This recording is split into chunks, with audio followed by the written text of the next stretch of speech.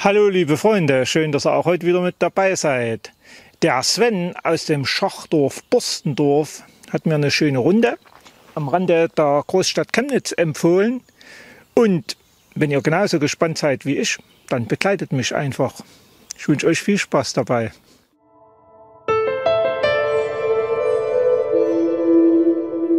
Starten kann man zu dieser reichlich 7 Kilometer langen Rundtour beispielsweise in der europäischen Kulturhauptstadt 2025 Chemnitz, welche wir bereits begonnen haben zu entdecken, und nutzen heute die angesprochene Citybahn, fahren Richtung Aue bis Chemnitz-Erfenschlag Mitte. Ausgestiegen gehen wir wenige Schritte zurück, verlassen den Bahnsteig, um rechts die Paul-Franke-Straße nach oben zu gehen. An der Hauptstraße der Erfenschlager Straße angekommen, nutzen wir nach links den Fußweg für einige Meter und dürfen an der Albert-Junghans-Straße bereits wieder rechts einbiegen.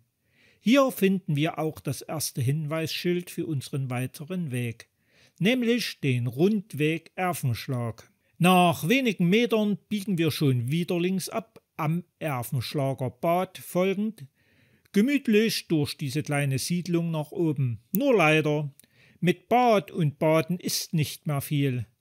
Inzwischen wird das alte Bad jedoch neu genutzt, nämlich als Spiel- und Freizeitgelände. Unter anderem der Bürgerverein für Chemnitz-Erfenschlag war sehr aktiv bei der Umsetzung dieser Idee beteiligt. Doch wir wollen wandern und nicht spielen, und so wenden wir uns nach rechts. Da wir heute keinen Winterdienst benötigen, steigen wir entspannt den schmalen Fußweg nach oben, finden diesen gemütlichen Rastplatz, welchen wir jetzt bestimmt noch nicht nötig haben, oder? Im weiteren Verlauf führt uns dieser gemütliche Weg mit vielen schönen Eindrücken zwar wieder auf die Albert-Junghans-Straße mit seiner Markierung für den Rundweg Erfenschlag zurück, aber Sorgen müsst ihr euch keine machen. Die Bilder zeigen ja, welch himmlische Ruhe hier oben herrscht. Trotz Asphalt kommen wir entspannt aus diesem Chemnitzer Ortsteil heraus und hinauf auf die Felder in Richtung Schusterberg. Drehen wir uns um, bekommen wir einen ersten Blick, beginnend vom besagten Schusterberg, übers Zwönitztal hinweg in Richtung Pfarrhübel, beziehungsweise hinüber in das Fritz-Heckert-Gebiet. Ist der Anstieg nun steil oder nicht? Ich denke, es empfindet jeder anders. Aber ich halte es für machbar, zumal am Wegesrand ja genug schöne Ablenkungen fürs Auge warten und mit jedem Schritt andere und neue Aussichten.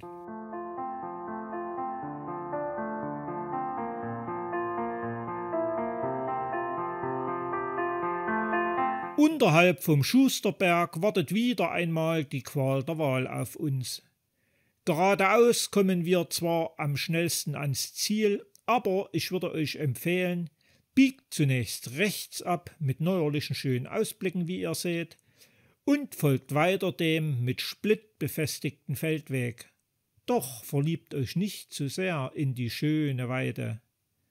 Denn aufgepasst, links wartet dieser mehr als unscheinbare schmale Pfad auf uns. Euch ist das zu suspekt? Kein Problem. Ihr findet wie immer in der Beschreibung unter dem Video die GPS-Daten zum Download. Damit ist der Weg eigentlich nicht zu verfehlen. Klar, die Bilder sprechen für sich. Es ist ein wirklicher Wildpfad. Wer jedoch schmale Pfade liebt, der kommt jetzt garantiert auf seine Kosten. Wem das zu urig ist, dem empfehle ich, wie vorhin angesprochen, am Abzweig unterhalb des Schusterberges geradeaus zu gehen. Denn nachdem wir dieses kleine Wäldchen, welches besagten Schusterberg verbirgt, verlassen haben, stoßen wir erneut auf diesen Feldweg, welcher uns von Erfenschlag hochgeführt hat. Und logisch, wir genießen den ganz neuen Anblick und laufen weiter rechts in Richtung Goldner Hahn bzw. B174. Langweilen muss sich unterwegs niemand. Werden wir doch mit schönen wilden Blumen am Wegrand belohnt und selbst eins unserer nächsten Zwischenziele, Einsiedel, präsentiert sich bereits unten in seinem Zwönitztal. Und schaut, welch kleiner Frechdachs sich so schön für uns präsentiert. Umdrehen lohnt sich immer wieder aufs Neue. Ich finde, unsere Region ist doch wunderschön. Oder wie gefällt es euch hier?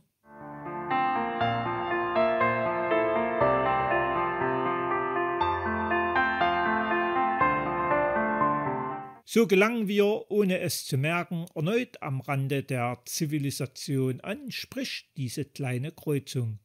Doch Vorsicht, der Straßenname Schöne Aussicht klingt verlockend und ist auch berechtigt.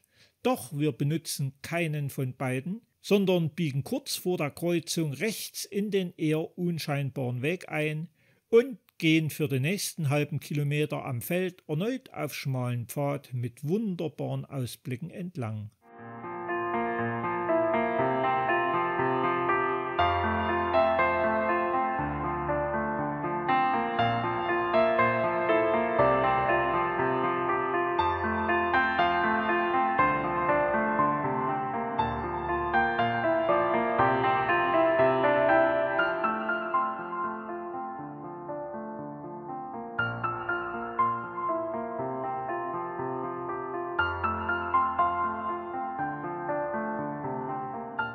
Der vor uns liegende Zaun setzt unserem geraden Weg natürlich ein Ende. Folglich biegen wir jetzt nach rechts ab und gehen zunächst gemächlich wieder abwärts.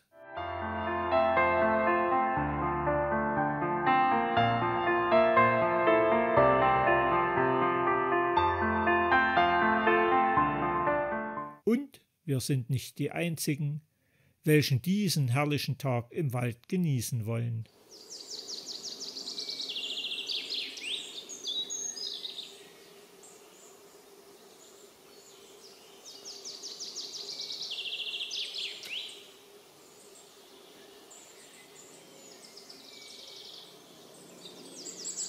Umso tiefer wir kommen, wird aus dem Pfad ein befestigter Weg, welcher uns letztlich an den Rand von Einsiedel führt. Hier am Wald bzw. Ortsrand entdecken wir eine sehr schön angelegte Kneipanlage.